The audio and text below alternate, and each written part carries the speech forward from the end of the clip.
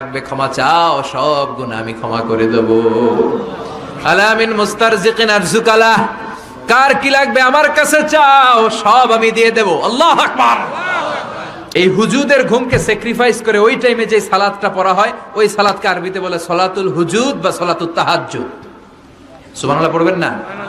এজন্য রাব্বুল আলামিন বলেন, ওয়া মিনাল লাইলি ফাতাহাজ্জাদ বিহি নাফিলাতান লাকা আসা আন ইয়াবআসাকা রাব্বুকা মাকামাম মাহমুদা।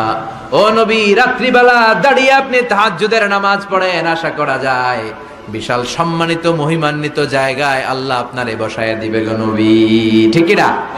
তাহাজ্জুদের সালাত পড়লে মর্যাদা বাড়ায় দেয় কে? মুমিনের বৈশিষ্ট্য, তারা রাত্রিবেলা তাহাজ্জুদের সালাত পড়ে। ইমানদারদের বৈশিষ্ট্য, তারা হলো ফুরসানান নাহার রুহবানাল লাইল। রাত্রিবেলা তাহাজ্জুদের যায় নামাজে কান্নার ঝড় তুলে, দিনের বেলায় ঘোড়া হাঁকিয়ে জিহাদের ময়দানে জিহাদ করে। ঠিক কি না? দিনের বেলায় চলবে কি? জিহাদ। জিহাদের কথা বলাতে ভয় পাইছেন? হ্যাঁ, অনেকে এখন জিহাদের সাথে জঙ্গিবাদরে লাগায়, এরকম ডাকাইত আছে না নাই? জিহাদের সাথে সন্ত্রাসবাদকে মিলাতে চায়, চিল্লা এখন ঠিক কিনা? জঙ্গিবাদ আর সন্ত্রাস এক জিনিস, জিহাদ আরেক জিনিস। জিহাদরে ফরজ করছে কে? আর জঙ্গিবাদকে হারাম করেছে কে? জঙ্গিবাদকে দমন করার জন্য আল্লাহ তাআলা জিহাদের মতো বিধানকে ফরজ করেছেন, চিল্লায় বলেন ঠিক কিনা?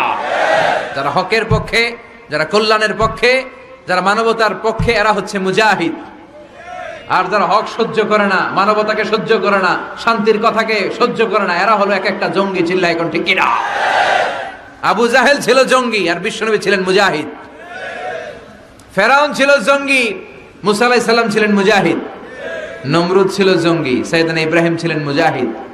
বাংলার জমিনেও যারা হকের কথা বলে তারা হচ্ছে মুজাহিদ।